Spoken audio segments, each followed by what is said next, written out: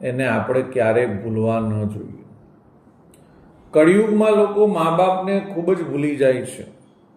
થોડા પૈસા આવી જાય, છોકરાઓ પોતે કમાતા થઈ જાય, મા બાપ કરતાં થોડા વધારે પડતા ભણી જાય, પછી એ મા બાપને પોતે તુચ્છ ગણે છે. એમ ગણે છે કે આ તો બહુ હલકા પ્રકારના વ્યક્તિઓ છે, સેન્સ વગરના લોકો છે, આ લોકો બહુ ગંદકી કરે છે, આ લોકો વ્યવસ્થિત રહેતા નથી. એટલે ભાઈ તું પેલા એમ જ રહેતો, આ તો તને જાનવરમાંથી માણા તારા મા બાપે બનાવ્યો. તમે વિચાર કરો મિત્રો કે આમ તો મારે કહેવાય નહીં તમને, પણ આ તમારા જે મા બાપ છે ને એની સાચી ખબર તમને ક્યારે પડે ખબર છે? જ્યારે તમે પોતે મા બાપ બનો ત્યારે. આપણા બાપાએ આપણને કેવી રીતે રાખ્યા હતા અને આપણે આપણા પિતાનું ન માનીએ તો કેવું થાય, એ તો આપણા દીકરા આપણું ન માને ને ત્યારે ખબર પડે.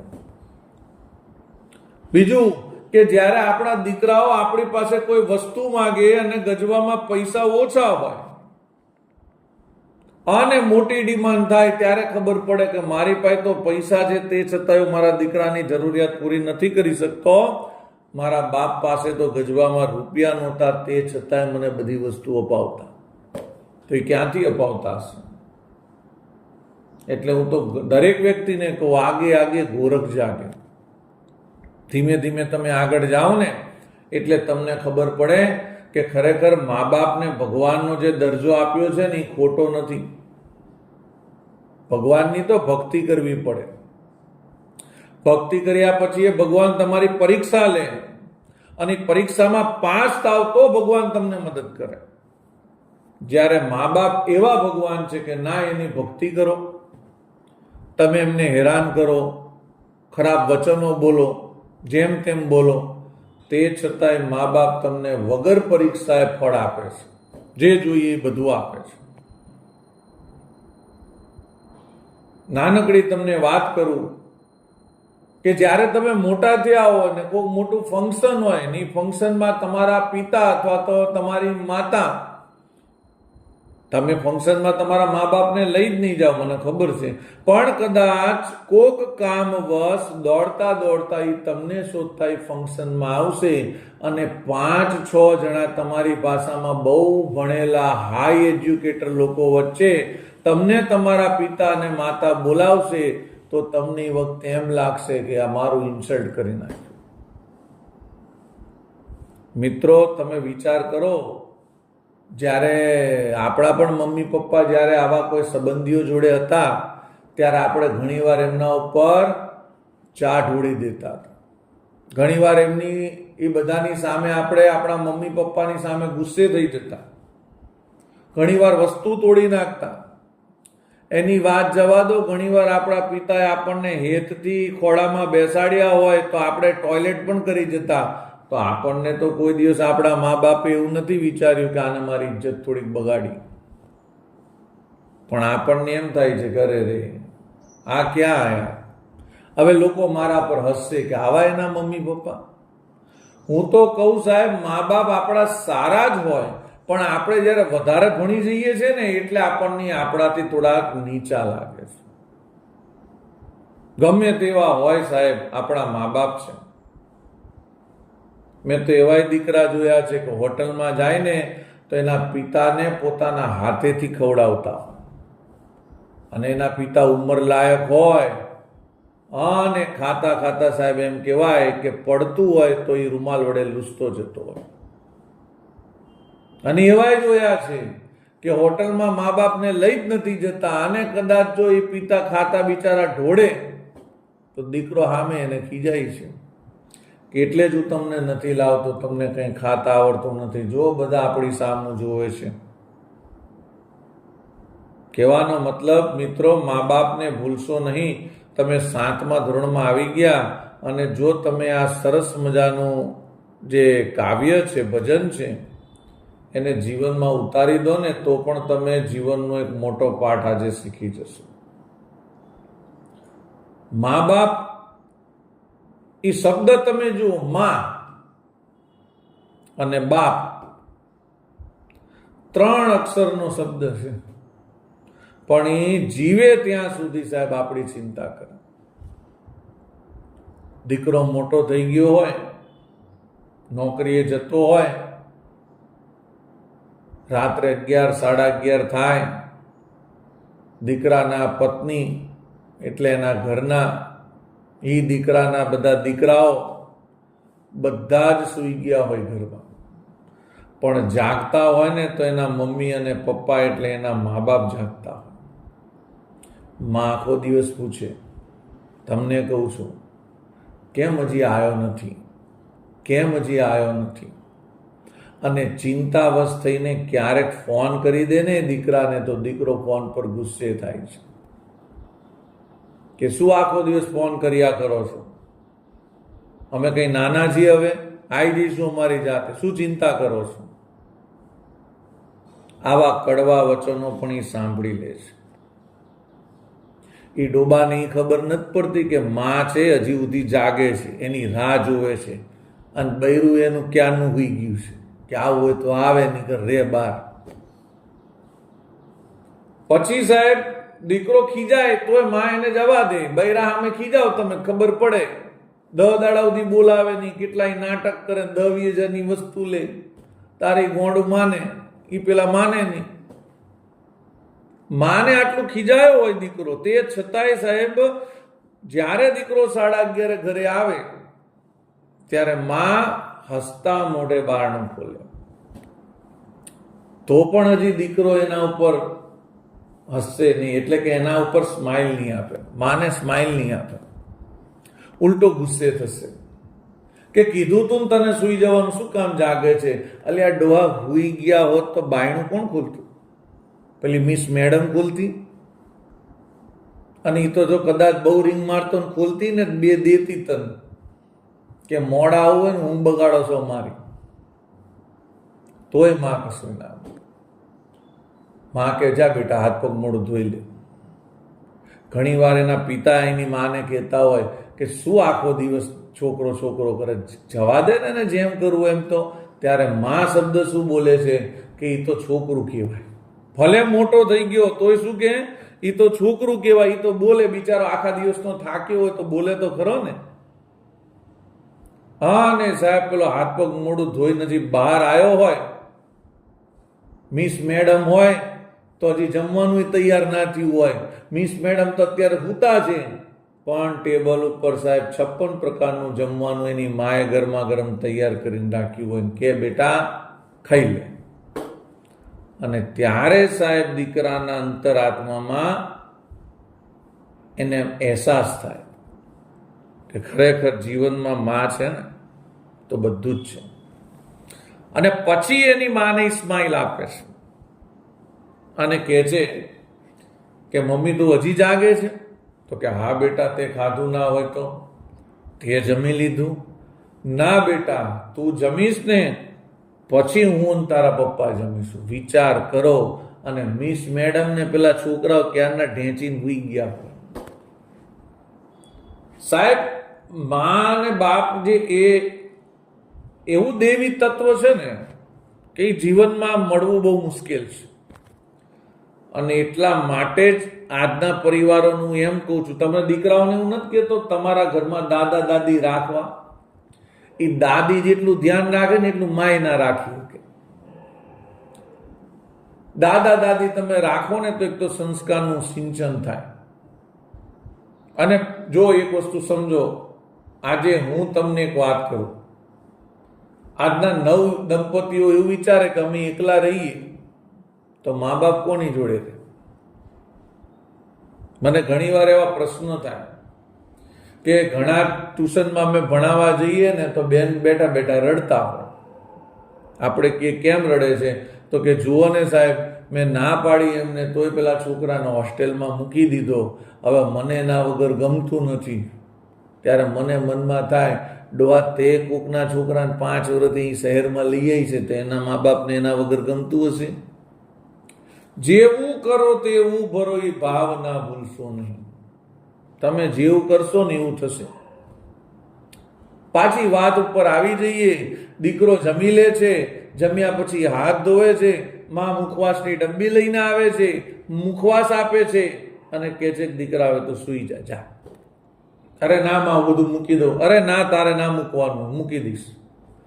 અને પછી સાહેબ વધ્યું હોય તો એ મા બાપ જમે છે, નહીં તો દૂધ પીને અથવા ભૂખ્યા સૂઈ જાય છે. આ મા તત્વ છે સાહેબ. એટલા માટે હું તમારા જેવા દીકરાઓને કહું છું, તમારો સ્વભાવ ગુસ્સાવાળો કદાચ હોય, પણ મા બાપની સામે કોઈ દિવસ નહીં બોલવાનું. કદાચ ગુસ્સો આવી જાય આપણને તો એક રૂમમાં જતું રહેવાનું, ત્યાં બાયણા બંધ કરીને ડાંગડા તાણવાના મોટે મોટેથી. પણ મા બાપ જો દુઃખી થશે ને તો જીવનમાં તમે ક્યારેય આગળ નહીં વધો. પણ જો એ આપણાથી ખુશ હશે ને તો ઓછી મહેનતે આપણે ઊંચા ઊંચા ડુંગરો સર કરી જઈશું. તો સરસ મજાની અહીંયા કાવ્ય કે ભજન લખેલું છે પુનીત મહારાજે, એની આપણે વાત કરીશું. ભૂલો ભલે બીજું બધું, મા બાપને ભૂલશો નહીં. અગણિત છે ઉપકાર એના, એક દી વિસરશો નહીં. તમને કૂતરાનો અવાજ આવતો હશે. એ પણ એમ કહે છે કે સાચું કહે છે સાહેબ, મા બાપને ભૂલવા જેવા નથી. કેમ એવું લખવું પડ્યું? ભૂલો ભલે બીજું બધું, મા બાપને ભૂલશો નહીં. કારણ કે કળિયુગમાં લોકો મા બાપને ભૂલ્યા સિવાય બીજો કોઈ ધંધો કરતા જ નથી. એટલે લખવું પડ્યું કે મા બાપને ભૂલશો નહીં. અગણિત છે ઉપકાર એના, એક દી વિસરશો નહીં. એમના ઉપકાર એટલા છે ને કેમ ગણ્યા ગણાય નહીં અને વીણ્યા વીણાય નહીં. આકાશમાં કેટલા તારા છે એની આપણને ખબર પડે નહીં. એમ મા બાપે આપણા ઉપર કેટલા ઉપકાર કર્યા છે, આપણા કેટલા કામ કર્યા છે, એ ક્યારેય ગણી શકાતા નથી. પણ મેં શું કીધું? ગણતર બહુ જરૂરી છે, ભણતર જરૂરી નથી. એક દીકરો સાહેબ, બાપાએ ખેતરો વેચી નાખ્યા એને ભણાવવા માટે, અને ભણાઈ ગણાઈને એને આગળ મોટી પદવી માટે લંડન મોકલ્યો. લંડન ભણ્યો, ત્યાંની કોઈ યુવતી જોડે પરણ્યો, ત્યાં સેટ થઈ ગયો. આ બાજુ મા બાપ એકલા છે, ખેતરો બધા વેચી નાખ્યા છે, દયનીય પરિસ્થિતિ છે. અને સાહેબ એમ કહેવાય કે એમાં પોતે ખાવાના ફાંફા છે અને મા એના દીકરાને ફોન કરે છે. કેટલાય ફોન કરે છે પણ દીકરો મળતો નથી ફોન પર.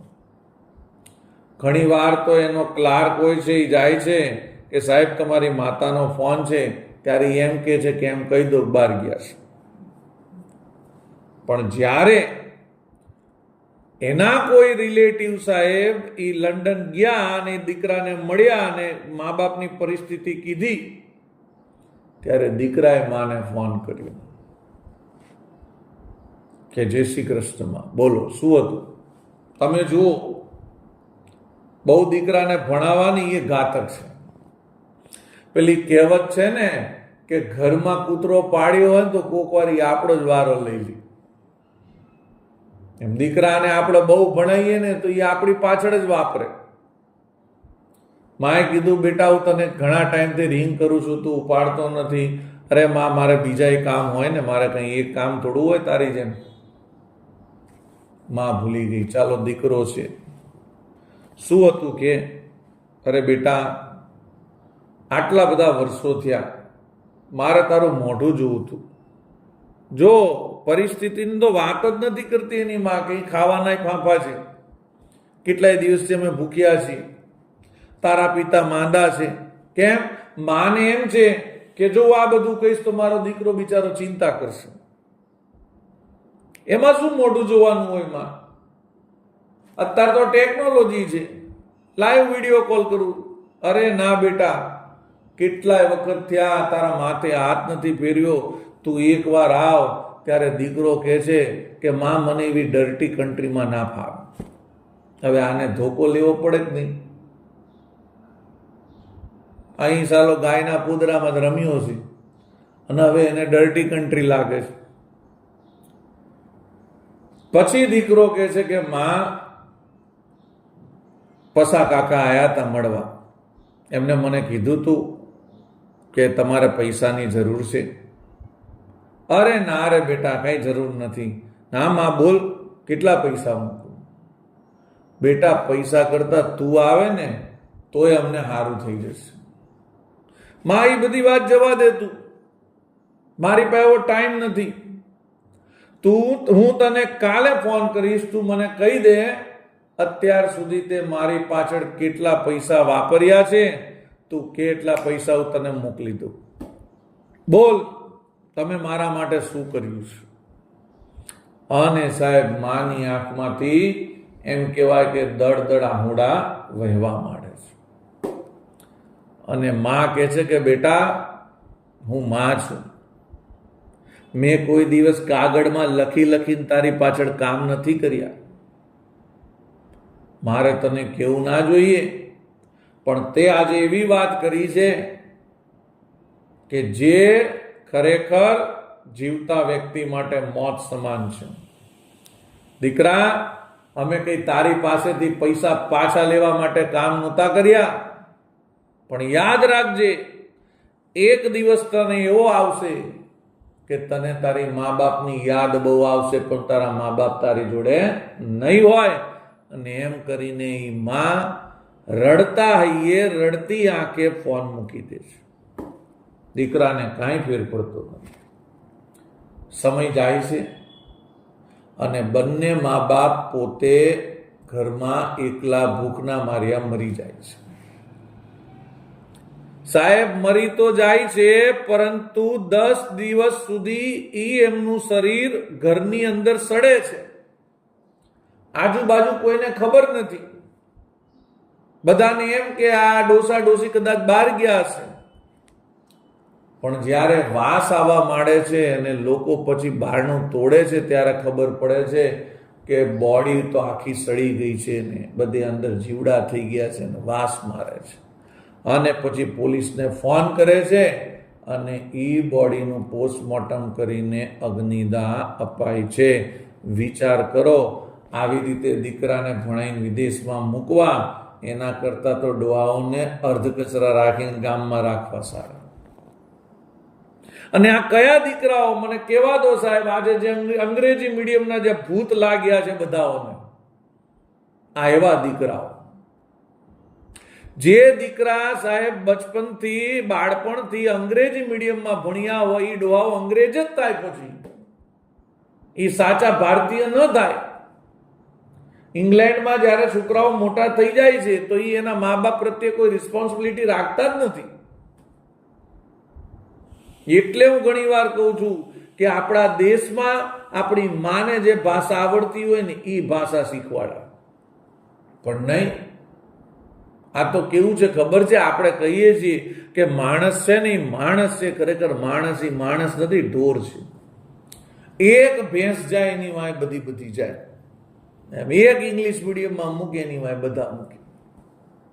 પણ એ સાહેબ ગુજરાતી મીડિયમમાં ભણ્યા હોય, બાળપણથી કવિતાઓ શીખી હોય, મા બાપના ભજનો શીખ્યા હોય, શ્રવણની વાર્તાઓ શીખી હોય કે શ્રવણે કહેવાય એના મા બાપની સેવા કરી, ભગવાન રામની એમ કહેવાય કે રામાયણ સાંભળી હોય કે દશરથના વચન માટે, દશરથ રાજાના વચન માટે, પિતાના વચન માટે કેવી રીતે ભગવાન રામ 14 વર્ષ વનમાં ગયા હતા, એ બધું શીખ્યા હોય ને, એ દીકરાઓ મા બાપની સેવા કરે. આ ઇંગ્લિશ મીડિયમમાં જોની વાળા જોનો થઈને જ બેહી રહે, પણ સમજાવે કોણ સાહેબ? પછી તમે જુઓ, મેં તમને કીધું, ગણ્યા ગણાય નહીં અને વીણ્યા વીણાય નહીં. કઈ તમારી પાછળ તમારા મા બાપ કોઈ પણ વસ્તુ કરે છે કઈ નોટમાં એન્ટ્રી મારે છે કે મેં આ કર્યું, મેં આ કર્યું?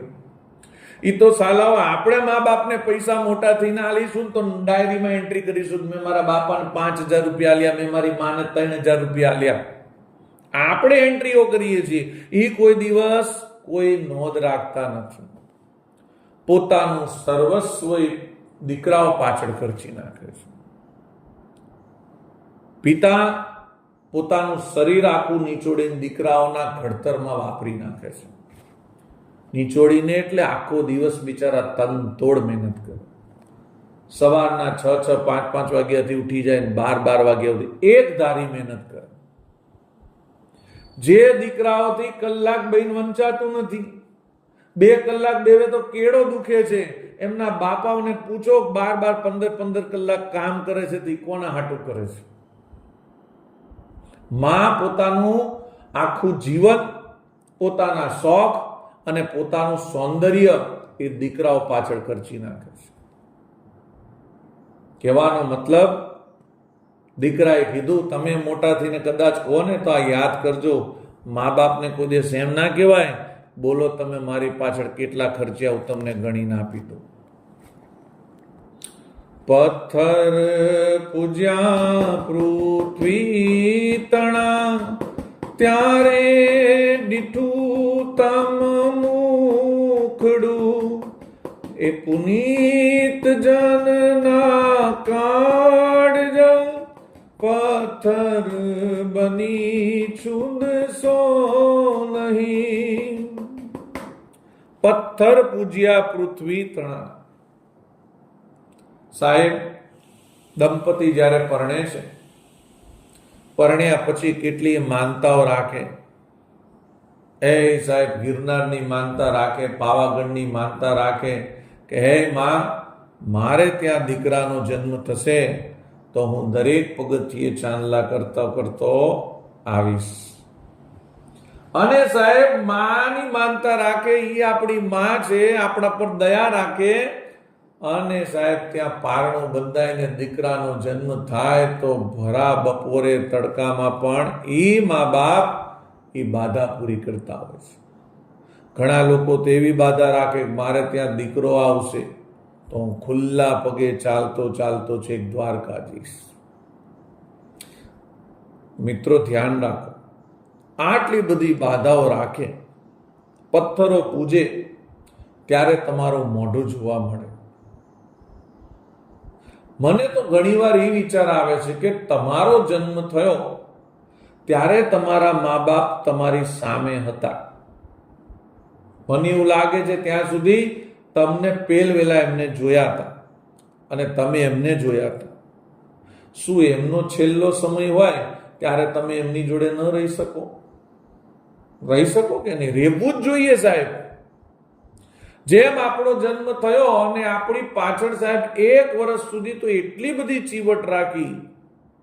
કઈ ચીવટો રાખી જોજો તમે, જે તમે નહીં કરી શકો, મને ખબર છે. અડધી રાત સુધી છોકરાઓ જગાડે, મા બાપ જાગે, ટાઈમ થાય એટલે સવારે પાછા કામે તો લાગી જાય. વારંવાર લેટ્રિન કરે, ટોયલેટ કરે, ઝાડો પેશાબ કરે, એને સાફ કરે, ટાઈમસર એને ખવડાવે. એની વાત જવા દો, દીકરાઓ માંદા પડ્યા હોય ને તો જ્યાં સુધી દીકરા હાજા ના થાય ત્યાં સુધી મા ને બાપ ખાવામાં ધ્યાન ના આપે, પોતે ખાવાનું ભૂલી જાય, પોતે બીમાર જેવા થઈ જાય. ત્યારે તમે આટલા મોટા થયા છો, એમને એમ નથી થયા. આજના ભણેલા દીકરાઓ એમ કે છે કે મોટા કર્યા એમાં તમે શું ઉપકાર કર્યો, એ તમારી ફરજ છે. તો પછી આ તમે ભણતા નથી, 2 ધોકા મારવા એ અમારી ફરજ નથી? આવું બોલે તમારા જેવા નાના છોકરાઓ. તમે મોટા કર્યા એમાં ફેર શું પાડ્યો? એ તો તમારી ફરજ છે. પણ જો ભગવાન પાસે કોઈ સાહેબ નવો એમ કહેવાય કે પ્રોજેક્ટ છે જ નહીં. તમે તમારા મા બાપ જોડે જે રીતે રહ્યા છો ને એ જ કોપી પેસ્ટ કરે છે તમારા ફેમિલીમાં, પણ વ્યાજ સાથે કરે. તમે તમારા બાપાને હરકી કરીને દીધી હોય ને તો વ્યાજ સાથે તમારા દીકરા તમને દે. તમે જેટલા માવતરને હેરાન કર્યા હોય એનાથી 4 ગણા તમને કરે. સાહેબ ઘણીવાર આપણા દીકરાઓ આપણને અમુક ડાયલોગ બોલતા હોય ને ત્યારે આપણને રિમેમ્બર થાય, કરે રે આ વસ્તુ તો હું મારા બાપને કહેતો. અને ત્યારે આપણને એવો અહેસાસ થાય કે જો આ મારો દીકરો મને આટલું બોલે છે, મને દુઃખ થાય છે, તો મારા બાપને કેટલું દુઃખ થયું હશે એ વખતે. અને આપણા મા બાપમાં જે ધીરજ હતી ને સાહેબ, એ આજના મા બાપમાં ધીરજ જોવા મળતી નથી. આજે તો બસ બે જ વસ્તુ, છોકરાઓને અંગ્રેજી મીડિયમમાં ભણાવો અને હચવાતા ના હોય તો હોસ્ટેલમાં મૂકી દો. એટલે જય જય ભોલેનાથ. અને લાગણી ક્યારે થાય ખબર છે દીકરાઓને? દીકરાઓ નાનપણથી મોટા થાય ત્યાં સુધી આપણી જોડે રહે ને તો દીકરાને લાગણી થાય. પહેલા ધોરણથી છોકરા હોસ્ટેલમાં ભણે છે, કોલેજ ભણે ત્યાં સુધી હોસ્ટેલમાં જ હોય, જાણે અનાથ છોકરા હોય એમ. એને પછી આપણા પર શું લાગણી થાય કહો?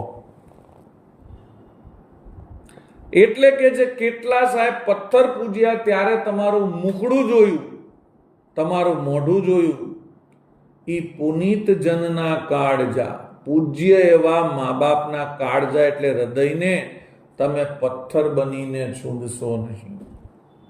જેમ ચટણી બનાવવા માટે લસણ ઉપર પથ્થર ટીપો અને લસણની કળીઓના કૂચા નીકળી જાય ને, એમ તમે તમારા મા બાપના હૃદયના કૂચા ન કાઢી નાખતા. તમે કહેશો એટલે શું? તો જુઓ ને, હમણાં જ મેં તમને પ્રસંગ કીધો, દીકરાએ લંડનથી ફોન કર્યો, માં બધી વાત જવા દે, તે મારી પાછળ કેટલા ખર્ચ્યા કહી દે ચા. એ તો સાહેબ માને કીધું, પણ એ માએ એના પિતાને વાત કરી, માં રડતી હતી અને પિતાએ કીધું બેટાએ મને આવું કીધું. એના પિતા કહે છે પણ તું રડે છે શું કામ? શું વાત થઈ? તો કે આપણા દીકરાએ એમ કીધું કે અત્યાર સુધી જે પૈસા વાપર્યા હોય ને મને કહી દેજો, તમે મારી પાછળ જે કર્યું એ મને કહી દેજો, હું એનો હિસાબ આપી દઈશ. અને સાહેબ બાપાની ડાગરી ગઈ હો. બાપાએ ફોન લગાડ્યો, દીકરાને એમ કદાચ હિસાબ થઈ ગયો હશે, અને હિસાબ થઈ ગયો હશે એટલા માટે ફોન આવ્યો છે. દીકરાએ તરત ઉપાડ્યો કે હા બોલો, કેટલા આપવાના? બાપાએ કીધું તારે હિસાબ જોઈતો હતો ને, તો સાંભળ, અત્યાર સુધી 200 થી 300 વાર તે મારા અને તારી માના ખોળામાં ટોયલેટ કરી ગયો છે. પેલા અમારે તારા ખોળા બગાડવા પડશે. કેટલી બધી વાર તું લેટ્રિન કરી ગયો તો એ અમે સાફ કર્યું છે, તો તારે અમારું બધું સાફ કરવા આવવું પડશે ગળપણમાં. કેટલી વાર તું સાહેબ અમારી સામું બોલ્યો છે બધાની સામે, તો અમારે લંડનમાં આવીને બધા વ્યક્તિની સામે તારી સામું બોલવું પડશે. દીકરો કે બધી વાત જવા દો, પૈસા કેટલા થયા કઈ. ત્યારે બાપાએ કીધું બેટા, અમે તમારી પાછળ કર્યું છે ને એ પૈસાથી પણ વધારે કિંમતી છે. અને પિતા છેલ્લે બોલ્યા કે આજ પછી જો સામે ધક્યો છે ને તો ટાંટ્યો હાજો નહીં રહેવા દઉં. એમ કરીને ફોન શું કરે છે? મૂકી દે છે. જો બાપને લાગણી હોય, પણ બાપ પછી સાહેબ અખિલ બ્રહ્માંડનો નાથ જ્યારે ગુસ્સે થાય ને એટલે પૂરું થઈ જાય. હું ઘણી વાર કહું કે છોકરો દવા ના પીતો હોય ને તો એની મા એને વારંવાર કહે બેટા દવા પી લે ને, બેટા દવા પી લે ને. છોકરો કહે ના મમ્મી મારે દવા નથી, દવા કડવી છે. અરે નથી દીકરા, જો હું ચાખું, જો લાગી કડવી નથી, મીઠી છે.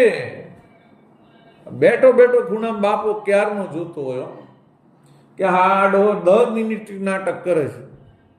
બાપને પ્રેમ તો હોય પણ પછી એની લિમિટ હોય. પછી અને પછી સાહેબ બાપો એમ કે તું ભાઈ રેવા દે, હું પીવડાવું છું દવા. અને દવા લઈને કે લે બેટા પી લે ને. તો કે ના કડવી છે. પી લે, ના કડવી હોય માંદો પડે દવા તો પીવી પડે. ના કડવી છે. એક ફેંટા ફાટ કરતી પેલો રાડ પાડે, ત્યાં દવા નાખી દે, નાક બંધ કરી. કડવીના દીકરા, ક્યાંની તારીમાં 10 મિનિટની મંડાણી છે. અમારા આટું માંદો પડે તું સીધો થઈ જાય. બીજી વાર જયારે દવા પીવડાવવાની હોય ને ત્યારે મમ્મી એમ કે તારે મારા હાથે પીવી છે કે પપ્પાને બોલાવો? તો કે ના પી લઉં છું. ચમત્કાર વગર અહીંયા નમસ્કાર થતા નથી. પણ મિત્રો, હું એટલા માટે દરેક છોકરાઓને કહું છું, પણ છોકરાઓ હજી ટેવ નથી પાડી. ઘણાને શરમ આવે છે, ઘણા ક્યારેક કરે છે તો ક્યારેક નથી કરતા. સવારે આપણે ઉઠીએ, નહીં ધોઈ લઈએ, સવારે ઉઠીને મમ્મી પપ્પાને જય શ્રી કૃષ્ણ બોલીએ, અથવા તમારા જે કુળદેવી હોય એમનું નામ લઈએ. નહીં ધોઈને આપણે આપણા મા બાપને સાહેબ પગે લાગીએ, અને એ મા બાપને આપણે પગે લાગીએ એટલા રાજી થાય સાહેબ, અને એમનો હાથ આપણા માથા ઉપર પડે અને ઠંડા આપણને આશીર્વાદ આપે કે મારા દીકરા, જ્યાં તારા જીવનમાં કોઈ દિવસ મુશ્કેલી ના આવે. તો મુશ્કેલી આવે ને તો બળીને ભસ્મ થઈ જાય. આપણા ભારતીય સંસ્કૃતિમાં આશીર્વાદનું સાહેબ ખૂબ મહત્વ છે. એટલે તો લોકો વડીલોના પગે લાગે છે. પગે કેમ લાગે છે? સારું લાગે એટલે? છોકરાની એન્ટ્રી પડે એટલે? ના, એમના સારા આશીર્વાદ મળે એટલે. આગળ પુનિત મહારાજ લખે છે, કાઢી મુખેથી કોડિયા, મોમાં દહીં મોટા કર્યા, અમૃતણા દેનાર સામે ઝેર કદી ઉગડશો નહીં. કાઢી મુખેથી કોડિયા, મોંમાં દહીં મોટા કર્યા. સાહેબ, મોંમાંથી કોડિયા પોતે કાઢીને તમારા મોંમાં મૂક્યા, એનો મતલબ શું? મેં હમણાં જ વાત કરી. મા બાપ જ્યારે દીકરાના જન્મ પાછળ જે ખર્ચો કરે ને, પોતાની સાહેબ આખા જીવનની જે બચત હોય ને દીકરા પાછળ વાપરી નાખે. મેં હમણાં જ વાત કરી, પેલા દીકરાને લંડન મોકલ્યો તો મા બાપે પોતાના જે ખેતરો હતા, મકાનો હતા, એ બધું વેચી નાખ્યું. કેમ? દીકરાને ભણાવવા માટે. ઘણીવાર તો પિતા પોતાનો જે પેન્શનનો અથવા તો કે જો કોઈ ફંડમાં પૈસા રોક્યા હોય, બધા પૈસા, માં પોતાના ઘરેણા હોય એ પણ વેચીને જે પૈસા આવે બધું દીકરાઓના ભણતર પાછળ ખર્ચી નાખે. પોતાનું સર્વસ્વ આપી દે. દીકરા દર વર્ષે 3 થી 4 જોડ કપડા નવા લે, પણ એના 3 થી 4 જોડ કપડા ક્યારે નવા આવતા હોય? ક્યારેક બાપાનું કબાટ ખોલો તો ખબર પડે કે બાપા છેલ્લા 10 વર્ષથી એકને એક જ કપડા પહેરે છે. પોતે સાહેબ કાંક પોતાના કપડા લાવવા માટે, પોતાની વસ્તુ લાવવા માટે થોડા ઘણા પૈસા ભેગા કર્યા હોય, ત્યાં દીકરાઓની નવી ડિમાન્ડ આવે અને એ પૈસા કોની પાછળ વપરાઈ જાય? છોકરાઓ પાછળ વપરાઈ જાય, દીકરાઓ પાછળ વપરાઈ જાય. આમ પોતાના શોખો મારીને સાહેબ તમારા દરેક શોખોને જે પૂરા કરે એ ભગવાનથી પણ મહાન છે. પણ મેં તમને વારંવાર કહું છું, અમુક વસ્તુ સમય થાય ને ત્યારે જ ખબર પડે. આપણા ઘરે દાદા અને દાદીને આપણે બહુ ગણતા ના હોય, જેમ તેમ બોલતા હોય કે આ ડોહો તો માથું ચડાવે છે, કે આ ડોસી તો માથું ચડાવે છે. એની પણ વધારે ખબર ક્યારે પડે? જ્યારે આપણે ડોસા ડોસી થઈએ ત્યારે ખબર પડે.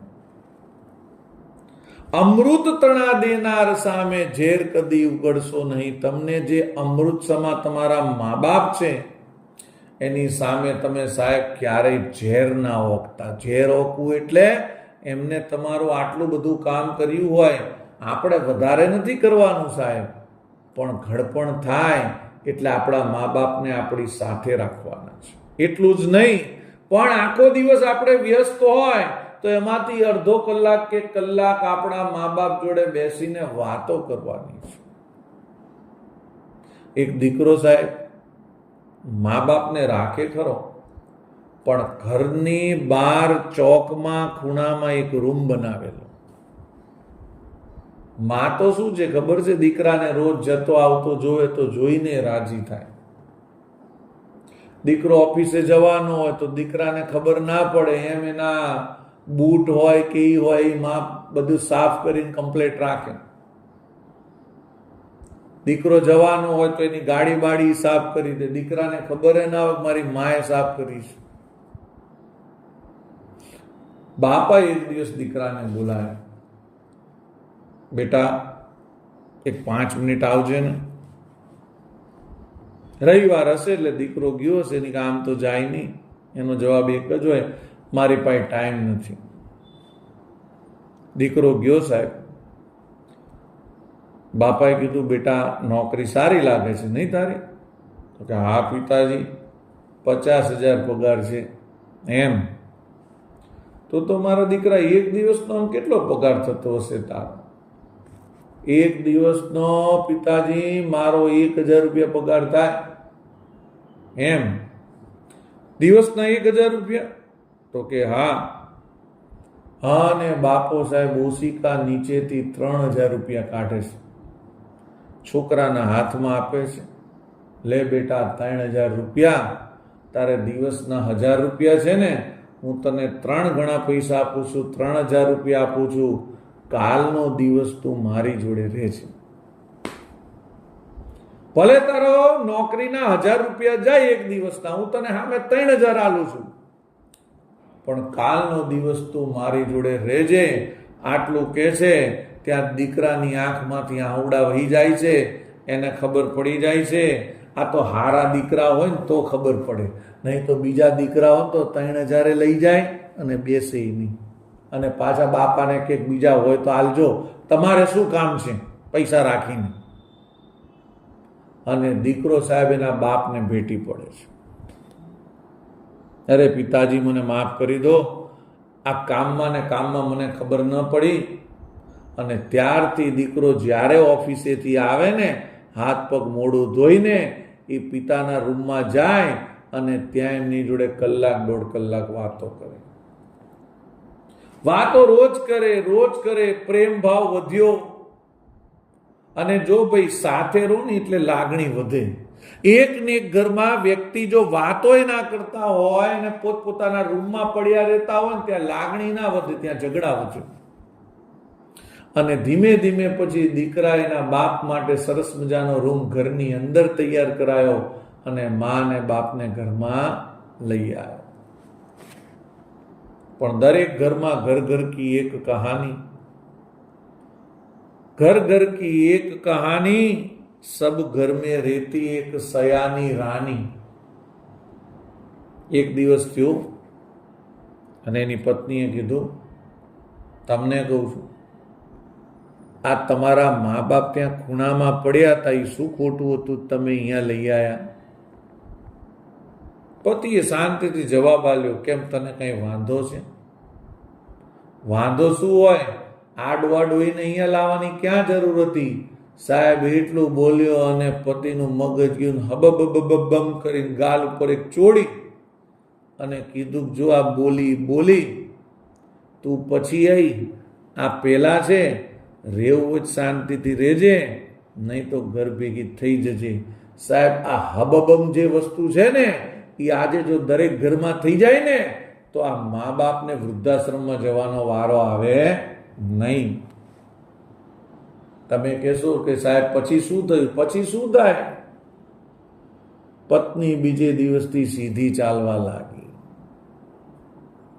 પતિએ કહી દીધું, તારે રહેવું હોય તો રે ભાઈ, નીકળ તો તું જા, મારા મા બાપ જે દિવસ ના હોય ત્યારે આવજે તું તાર, નીકળ તો તું પેલા રૂમમાં જતી રે, તને ના ફાવતું હોય તો ત્યાં ફર્નિચર કરાવી દઉં, બાકી તો અહીંયા જ રહેશે. અને આવું આજે દરેક ઘરમાં નથી થતું ને, એટલે મા બાપ કોકના ગામડે રહે છે, બધા એની ભેગા નથી રહેતા. અને રે તો રે, પરંતુ સાહેબ ઘણા લોકો તો મા બાપને વૃદ્ધાશ્રમમાં મૂકી આવે છે. અને આજે તો મને બહુ હસવું આવે છે, કેવા મા બાપો આજના 21મી સદીના. ઘરમાં ડોસા ડોસી હોય, દાદા દાદી હોય, એને ગાડી બેવાડીને વૃદ્ધાશ્રમ મૂકી આવે. વૃદ્ધાશ્રમ એટલે હું એક જાતની હોસ્ટેલ જ ગણું છું, ઘરડાઓની હોસ્ટેલ. પાછા આવે બીજા અઠવાડિયે એમના 2 છોકરાઓ એને ગાડીને બેવાડીને એને હોસ્ટેલ મૂકી આવે, 2 માણસ શાંતિથી રહે. આ કઈ જિંદગી છે સાહેબ? પરિવાર શું કહેવાય તમારા દાદા જોડે સાંભળો. શું તહેવારો થતા, એ તહેવારો કરવા માટે રિસોર્ટમાં ના જવું પડતું, એ તહેવારો કરવા માટે કોઈ હોટલોમાં ના જવું પડતું. એ ઘરની સાહેબ શેરી અને ગલીઓમાં સરસ મજાના તહેવારો થતા. તો આજે આપણે આટલું રાખીશું. આગળ જે છે સાહેબ એ આપણે કાલે લઈશું. બાય.